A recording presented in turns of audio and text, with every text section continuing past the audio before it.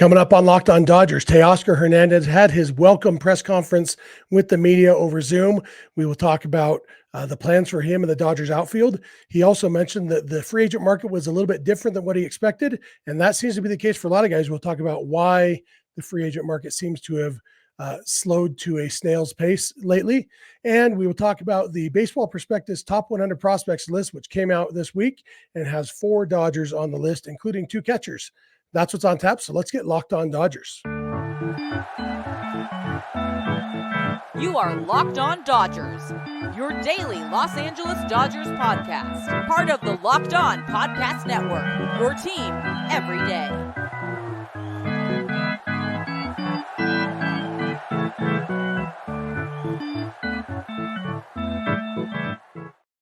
Hey, Dodger fans, this is Locked On Dodgers, part of the Locked On Podcast Network, your team every day. Thanks to our everydayers for making Locked On Dodgers your first listen every weekday morning. Remember, this show is free and available on all podcast platforms and on YouTube simply by searching for Locked On Dodgers. Please subscribe wherever you're watching or listening right now. My name is Jeff Snider. My co-host is Vince Samperio. Vince and I are lifelong Dodger fans, just like a lot of you. We've also both spent time covering the Dodgers in the press box and the locker room, so we're not quite insiders, but we bring you the smart fans perspective on our boys in blue every weekday morning. Today's episode is brought to you by FanDuel. Make every moment more. Right now, new customers get $150 in bonus bets guaranteed when you place a $5 bet. Visit FanDuel.com/lockedon to get started. And Vince, I appreciate you filling in for me the last couple days. I've been sick as a dog. You can kind of still hear it in my voice, but I am conscious at 9:37 p.m. Pacific as we're recording this, which is later than I've been awake the last couple days. And you can tell I'm out of sorts. I almost introduced myself as Vince Samperio, but I've been called worse, you know? I was going to ask you if you forgot your name, but it looks like, you recovered nicely. So yeah, I got it, but I am happy to be back, and I've missed it. I do miss talking Dodgers when I'm not doing it, but I am glad to not have to I'm glad I didn't have to talk about anything the last couple nights because it wasn't easy to talk. But we're going to talk today. Teoscar Hernández, he officially signed with the Dodgers. I think they made that official on Thursday or Friday, and he had his welcoming press conference over Zoom with the media on Tuesday afternoon. And as far as these things go, there were no big revelations, no major insights, but a little bit of interesting stuff actually came more from Brandon Gomes' portion when he confirmed that it's kind of like he said with the addition of Teoscar Hernández, that kind of cements that Mookie Betts will play the vast majority of his time at second base. It's kind of funny that the Dodgers have now added 3 outfielders since Dave Roberts said at the winter meetings that Mookie Betts was going to play second base every day. So, it seems like that was the plan all along, but now it's really, really the plan. The more interesting part is where in the outfield Teoscar will play, because he's been mostly a right fielder. He was actually named the 8th best right fielder in baseball on MLB Network just on Tuesday. But chances are he's probably going to play a lot more left field because Brandon Gomes said that Hernandez will bounce between right and left field depending on who's pitching for the Dodgers. Yeah, realistically, you got to imagine that Hayward's going to be in right against right-handed pitching, and against left-handed pitching, Margot could maybe go to left if he's played right field for the Rays too. So we'll see. Yeah, but we assumed he was going to be the everyday left fielder, and Brandon Gomes just kind of reinforced that notion, at least of the everyday part, and then mentioned that he would go back and forth. But yeah, realistically, he's not, Gold Glove caliber defensive player, but he's been good enough. And if you put him in left field and let him learn throughout the season, even if he does have issues and, because he's been mostly right fielder, even if he does have issues early on, you give him a full season, and by the time we get to October, it probably will be second nature to him. Yeah, I'm interested to see because he does have a very good arm, and I think realistically playing right field and left field, I think if you can play one, you can play the other as far as the reads off the bat and everything. And I was kind of reading Gomes' quote to mean depending on who's pitching for the Dodgers. So if there's a right-hander on the mound for the Dodgers, so they're expecting more left-handed batters in the opposing lineup. Therefore, they're expecting more balls hit to right field, that they would go with Hayward and or Margot in right. But yeah, maybe it would be more based on when Hayward's playing, it's going to be in right field. And when Hayward's not playing, then maybe Hernandez is in right and Margot's in left. I guess we'll see that plays out, because I could see either one being a factor. And Hayward's played all over the outfield too. He's played center field. He played some left field for the Dodgers last year, not a ton, but I do think Hayward, again, like I said, if you can play right, you can play left. And so probably could do either one. And I wouldn't be surprised realistically if these guys settled into a routine and they end up just deciding, okay, I would guess that between June and the end of the season, Teoscar will play 90% in the same position, whether that's right field or left field. Yeah, that's how I feel too. I mean, he'll settle in if he's not already going to be kind of the guy in left field regardless. So, I mean, beyond that, like I said, there wasn't much else from Teoscar other than what we're going to talk about in terms of free agency. The one other interesting note was that, his contract did come with a deferral. When Shohei Ohtani got the deferrals, that was something his side brought to the Dodgers. In the sense of this deferral, it was something the Dodgers presented. Not the only contract offer presented, it was one of the options presented with the note that it would help with the luxury tax number.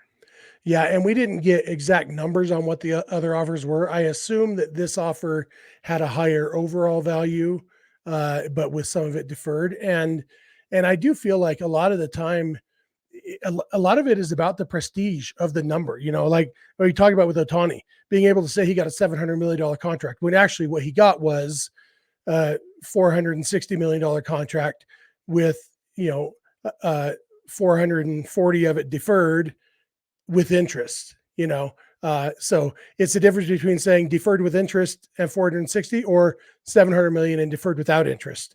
But the fact is, realistically, it was a $460 million contract, but 700 million sounds a lot more impressive. And I think it was more headline grabbing. And, I think for purposes of the union, when these contracts, they come down to, Teoscar and all these guys, they know whatever contract I sign, that is going to impact what my fellow union members sign next year.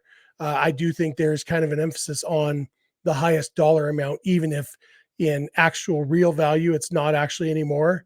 But I don't think Teoscar needs that $8 million to live on. He'll probably do fine on the 15 million or whatever that he's getting this year. And then the deferment just, it works out just fine for him. Yeah. And the only other offer that we heard where there was actually like a number involved was one of the reports from the Boston side where it was 2 years, 28 mil total. So, he gets 23 total. Obviously, he's not getting some of that till later on, but he gets 16 up front. And he mentioned the fact that where else would you want to go? You want to win. The Dodgers are one of those organizations, and kind of what I talked about yesterday in the sense of that empire that the Dodgers are now. I don't think it's going to be a matter of, every year there's going to be a bunch of guys coming to the Dodgers and looking to take deferred payments in order to be on the team. But hey, if one or two at the end, whether it's a starter or end of the bench guy or, someone that makes an impact on the team, it's obviously beneficial. Yeah. And Hernandez did mention that the free agent market maybe didn't play out the way he expected, that it's developed a little bit differently than what he and a lot of people expected. We're going to come back in a second. We're going to talk about that and how there are still a lot of big names on the free agent market. So that's what we'll get to. So please keep it locked on Dodgers. This episode is brought to you by FanDuel. The NFL regular season has wrapped up, but there's still time to get in on the action with FanDuel, America's #1 sportsbook. Right now, new customers get $150 in bonus bets guaranteed when you place a $5 bet. You don't even have to win the bet. All you got to do is place a $5 bet as a new customer, and you will get $150 in bonus bets. So if you there's a lot of NFL playoffs coming up again this weekend, you got a good feeling about one or even a bad feeling. or no feeling at all. Bet $5, get your $150 in bonus bets, save that $150 for when you do have a good feeling, and you can make some real good money. $150 in bonus bets, win or lose. The app is so easy to use, and there are so many different ways to bet, including live same-game parlays. You can find bets in the new Explore tab, make a parlay in the Parlay Hub. It's the best way to find popular parlays and more. So visit FanDuel.com/lockedon and make your first bet a layup. FanDuel, official partner of the NFL. This episode is also brought to you by Ibotta. The new year for many people means resolutions to save money, so stop shopping without getting anything in return. Start getting cash back on every purchase you make with Ibotta. Ibotta is a free app that gives you the most cash back every time you shop on hundreds of items, from groceries to beauty supplies to toys. So you can make sure you're beating inflation no matter what you're purchasing. The average Ibotta user earns $145 per year. Join over 50 million savers and earn cash back every time you shop from over 2,700 brands and retailers, including Lowe's, Macy's, Sephora, Best Buy, and more. Right now, Ibotta is offering our listeners $5 just for trying Ibotta using the code LOCKEDONMLB when you register. Just go to the App Store or Google Play Store and download the free Ibotta app to start earning cash back, and use code LOCKEDONMLB. That's IBOTTA in the Google Play or App Store, and use code LOCKEDONMLB. Hey, we're back. We want to thank you for making Locked On Dodgers your first listen every weekday morning. Especially want to thank our everydayers. If you're not an everydayer, it's easy to become one. Just watch or listen every weekday morning. You can also become a Locked On Dodgers insider by going to joinsubtext.com/LockedOnDodgers. It's a great way to support us. It's like a Patreon or something, except you actually get to text back and forth with us anytime you want. And we will send out text blasts periodically with our thoughts on rumors or on free agent deals or whatever it is. So it's just a few bucks a month. There's a free 14-day trial. So go to joinsubtext.com/LockedOnDodgers, and be sure to check out the two 24/7 streaming channels on YouTube from the Locked On Podcast Network. One is called Locked On Sports Today, and one is called Locked On Sports Los Angeles. They both cover all the sports you could need, whether you want a national focus or a strictly Los Angeles focus. So check out both of those. And Vince, it's kind of interesting. We kind of thought that after it seemed like the free agent market was waiting for Ohtani and then waiting for Yamamoto. And we thought that after Yamamoto signed, things might open up a little bit more on the free agent market. But while there has been a trickle at times, and there have been some big-ish signings, including Teoscar Hernández with the Dodgers, it seems like things are going pretty slow. And it also seems like a disproportionately large number of the free agents remaining are Scott Boras clients. Yeah, what a surprise. It's, there's a thing of getting the number you want, and Boras has, done this with some guys, and it's worked out before. It's a very interesting case right now with some of the names that are out there, some of the reported figures that they're looking for. Cody Bellinger, $200 million. I said beforehand that I wouldn't give him $200 million, and it seems like a lot of teams are not in that realm right now. You have Blake Snell, who reportedly, one of the figures thrown out there, 9 years, $270 million. Yeah, I don't think Blake Snell's getting anything near that, and the market seems to bear that. Jordan Montgomery is another one who's probably looking for 150 plus mil, which is still a significant amount of money for somebody that might not even be a number 3 starter on a really good team. Obviously, he had a really good postseason, but there's more than just the postseason sometimes, and you're going to pay that much for somebody that might have just had one good run. You never know. So there's a lot of unknown. Matt Chapman's, another one where you're going to get good defense. He's a little bit more of a known commodity, but it's just a matter of teams are probably waiting for him. I'm sure he wanted over 100, 150 mil at some point in the offseason, and now, who knows if he even gets 100 mil. So it's one of those where at this point, teams are probably going to wait it out. I don't see any teams. If you're not desperate by now, I don't think you're going to get any desperate in the next month or so. But you never know. Maybe barring injuries, once guys start getting to camp, I think it's going to be interesting to see how this next month plays out. Yeah, Bellinger is a really interesting one just because while he did have a nice bounce back season this last year, he did struggle for the last, little bit of the season. His numbers dropped quite a bit. His overall OPS was 881, which is, much better than it had been the last few years, but still nowhere near his MVP season. not even really approaching his rookie of the year season, which wasn't without its flaws, you remember. And so, and if you look at over the last 4 seasons, his OPS plus is 95. His OPS is 724 over the last 4 seasons. And you have to think that teams are wondering, okay, well, how much of this was a fluke bounce back? They're wondering about position. He did play a lot more first base later in the season last year after he had an injury. And so, his value is much different as a center fielder than it is as a first baseman. A lot of things go into that equation. And yeah, like with all these guys being Boras clients, with Bellinger and Snell and Chapman and all these guys, they're just kind of, I know Boras has a big group. And so it's not like they don't have the attention span to pay attention to all these guys and work for all these guys at the same time. But you wonder if some of them might start getting a little bit antsy and like, well, where do I fit on your priority list, Scott? And also just antsy in the sense of what the market is. If you're Scott Boras or whoever, they're not all managed specifically by Scott Boras on a day-to-day basis. Maybe some of these big ones, but you got to imagine like, hey, Blake Snell, I'm going to go out and I'm going to get you, $250 million this offseason. Or hey, Bellinger, we're going to take this 1-year deal with the Cubs, and then we're going to go out and get, $200 million if you have a bounce back season. And it's one of those two where those two guys specifically, but even some of these, even Jordan Montgomery, somebody, there's no 1-year deals till Blake Snell realistically is not going to have a better season than he did last year.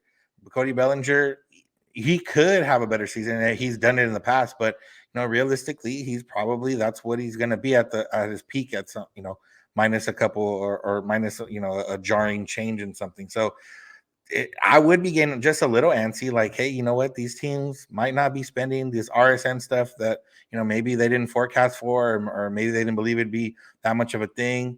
It's definitely I'd be a little bit concerned, and it's one of those where I don't think, Scott Boras is not going to talk you out of whatever you want to do. If you want to do whatever, take a smaller deal or whatever the case is. But how much trust do you really have?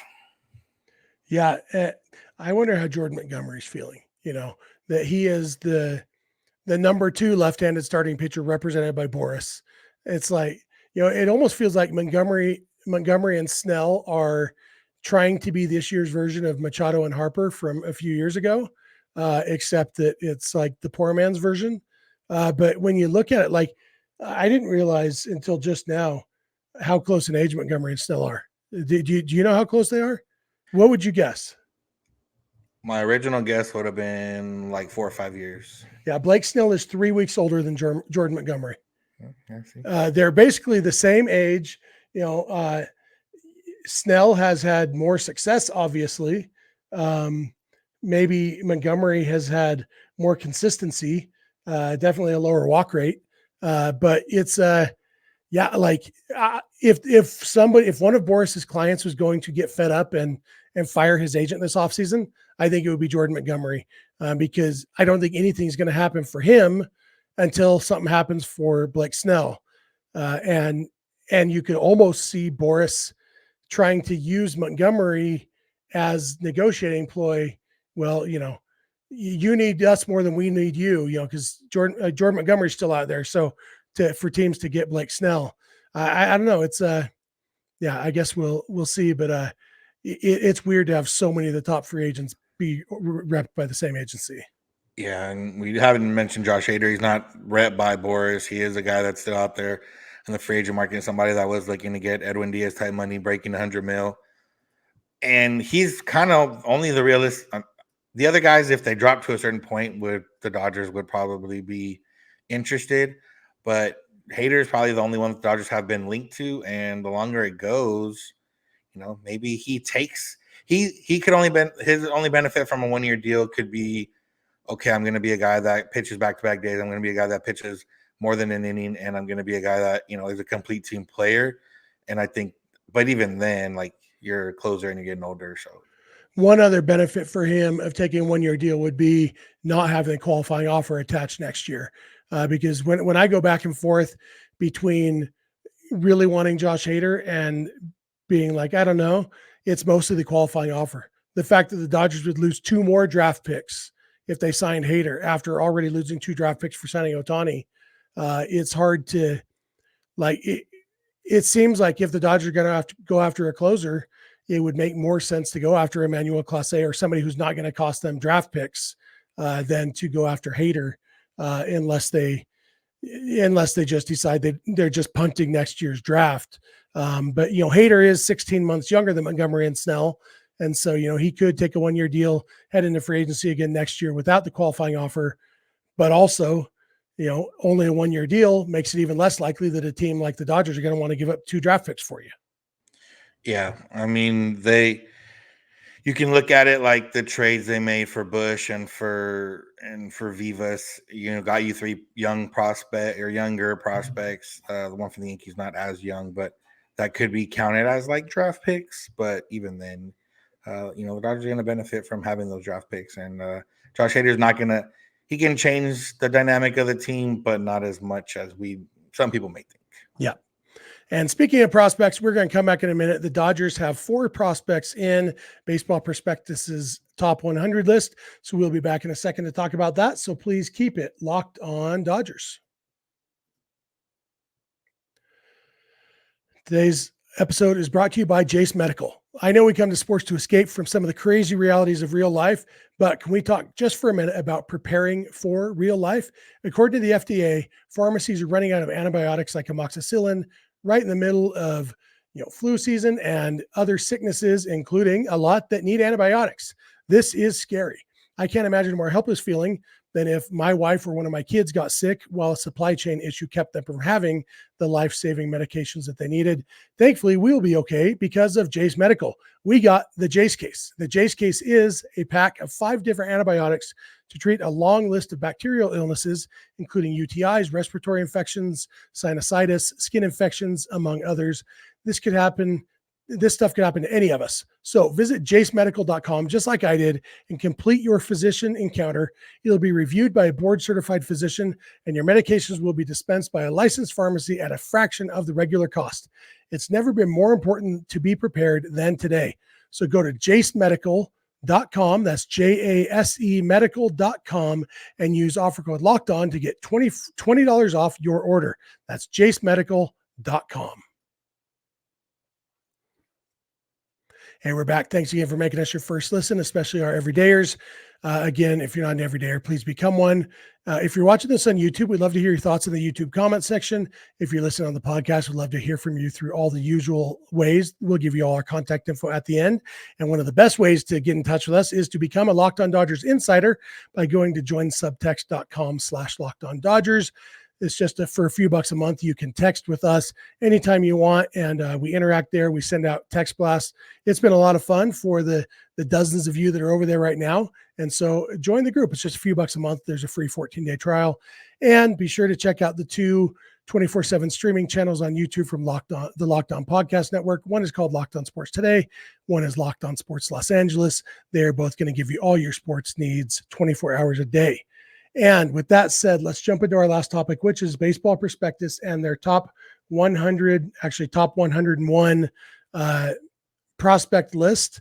And there were 4 Dodgers on the list, which is pretty impressive when you consider the guys who graduated from the list. Bobby Miller graduated, Emmett Sheehan graduated. I assume Gavin Stone. I don't know if Gavin Stone graduated or if he just dropped off. I don't remember if he still has rookie eligibility or not. But some of those big pitchers have graduated. And the 4 guys who made it, there's only one pitcher. That's Nick Frasso. He's in at number 67. Josue de Paula, who is a really exciting outfield prospect. He comes in at number 48. And then the other 2 on the list are both catchers. Dalton Rushing at number 36. No surprise there.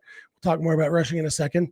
At number 70, Tyron Lorenzo, who I've heard the name. I knew he had a good season last year. I didn't realize how good it was. I don't follow the minors as closely as some people do. It's hard enough to follow the major league team nonstop. And Lorenzo, I saw him play in person and I was impressed, but I didn't realize how impressed I should have been. In 94 games with Rancho Cucamonga, 418 plate appearances, He batted 273 with a 400 on base percentage and a 562 slugging percentage. That's a 962 OPS, 50 extra base hits in 94 games, 24 doubles, 2 triples, 24 homers. Just really, really like those are good offensive numbers for any position. The fact that he's a catcher just makes it even more remarkable. Especially considering, the one catcher on the 40-man roster that's not on this list that was on the last year in Diego Cartaya. Now, he did well down there in Rancho as well. And then obviously had a little bit of a struggle this last season. But yeah, Liranzo, who I've called Lozano on this podcast, I think twice. So I saw the L and the O, and I would always just say Lozano, but Liranzo, I corrected myself the other day. He's exciting, another guy, and kind of where the Dodgers have built themselves to be the last few years. Will Smith has been one. You have Diego Cartaya, who, been a hype prospect. It can still get back to that sense. Don Rushing, Liranzo now. They have Jesus Galiz coming up. Like they have become. They've always kind of been enough catchers. Obviously, Piazza was a catcher, and then we remember guys like LaDuca and stuff like that. But it looks like a good time for catchers. The Dodgers, have some kind of way of developing them and bringing them up. And it lends the question that we've talked about a couple of times here before of, Will Smith, do you go after the extension now or you just kind of wait it out? Yeah, it'll be interesting to see. And with Rushing being that high, after I did my episode last week with Lindsey Crosby from Locked On MLB Prospects, we talked a little bit about Rushing, and our buddy Joe Holt actually sent me a text message on subtext. He's an insider, and he messaged me and pointed out something that we hadn't mentioned, which is that Rushing had a concussion for a couple months last season. He was very good April, May, and June. Then he struggled in July and August, which was when he was dealing with the effects of the concussion. Then he was outstanding again in September. And so, I think Rushing might be even higher if his overall numbers weren't depressed because of the concussion. And so, like, the future is very bright from the catching perspective. And yeah, it will be interesting. We may have to devote a segment one of these days to Will Smith's future because it will be interesting to see what the Dodgers do going forward. Especially now they have Ohtani, who is set in stone as their DH for the next little while. So because in the past we've talked about the possibility of, if you have 2 good catchers, just have them both play and split time between catcher and DH. That won't really be a possibility for the Dodgers. And so they will have some tough choices to make in the future.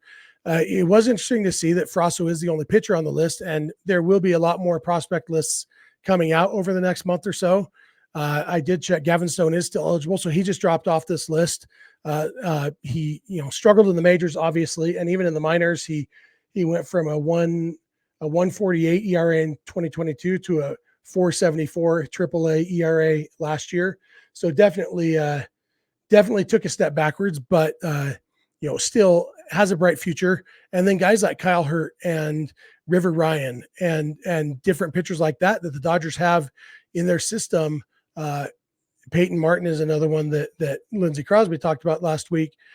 I'm interested to see if any of those guys show up on some of the other prospect lists because the Dodgers historically have always been pretty pitching heavy on these lists. And so to only have one pitcher in the top 100 was kind of interesting to me anyway. Yeah, we'll wait for our buddy Keith Law's list, which usually is littered with Dodgers as well. But yeah, I mean, the Dodgers, we've talked about the farm system, kind of how they built it up. They've, graduated guys, traded guys, and continue, 4 guys is nothing to slouch at. And one note on that, I don't remember who specifically from Baseball Prospectus said it, but they kind of got asked on Twitter where Yamamoto would rank. And he said Yamamoto would be number 1 if he was treated as a prospect. So that's technically 5. Yeah. I mean, he's Rookie of the Year eligible. So and he's 25. Like he's younger than some of those Dodgers prospects now. I think he might be younger than Frasso. Yeah. So he is definitely prospect age, but does kind of fit in a different category. And what Lindsey told me last week is that it's up to each organization whether they include him, consider him a prospect or not. And actually that could have a determination because I think you have to be in the top 100 on 2 out of 3 specific lists in order to be eligible for the Rookie of the Year draft award bonuses and stuff for teams for being on the roster. I'm guessing he won't show up on very many of these prospect lists, and so he probably won't be eligible for that bonus for the Dodgers. But hope he wins the Rookie of the Year anyway. Actually, he can win the Cy Young. He got a big enough signing bonus. Yeah, he'll be all right. Well, I've been talking about the extra draft pick for the Dodgers. Oh yeah, true. I don't care about his bonus. Yeah. But yeah, so it will be interesting to see. We'll touch on all these lists as they come out and see how they are the same and how they differ. DePaula is probably somebody we'll talk about quite a bit this offseason as these other lists come out, because he's starting to get a shine in these prospect circles. So he's a pretty exciting one. So I think that's probably enough for today, though, don't you think? I think so. We touched on a few things, and got to leave some for tomorrow. Tomorrow we might have something special for you guys. TBD as always, but tomorrow might be a good one. It's scheduled, right? It's scheduled. All right. Vince is a little gun shy ever since the Big Poppy Mookie podcast thing fell through for him. So he doesn't want to say names, but let's just say you're not going to want to miss tomorrow's episode. Not quite Big Poppy level. No offense, tomorrow's guest, but you'll definitely want to be here. That'll do it for us for today then. Thank you all for making Locked On Dodgers your first listen every weekday morning, especially our everydayers. If you're not an everydayer, it's easy to become one. Just watch or listen every weekday morning. If you have friends or family who love the Dodgers, please tell them about the show. Tell them to become everydayers too. You can also become a Locked On Dodgers insider by going to joinsubtext.com/LockedOnDodgers for just a few bucks a month. You can text with us, get text messages from us with our thoughts in the moment as news breaks. It's a lot of fun, so check that out. Be sure to check out Locked On Sports Today and Locked On Sports Los Angeles, the two 24/7 streaming channels on YouTube from the Locked On Podcast Network, your team every day. And be sure to subscribe to Locked On Dodgers on YouTube or wherever you get podcasts. You can also follow us on Instagram and on Twitter at Locked On Dodgers. Vince is on Twitter at VinceSince91. I am on Twitter at Snydog, and both of our DMs are over there. You can email us, lockedondodgers@gmail.com, or you can send us a voicemail or a text message at 323-863-LOCK5625. We are here every weekday morning, and we hope you'll be here with us. When you get in your car or sit on your couch, tell your smart device to play podcast Locked On Dodgers. And remember, you don't have to agree. You just have to listen. We'll talk to you tomorrow. Have a good one.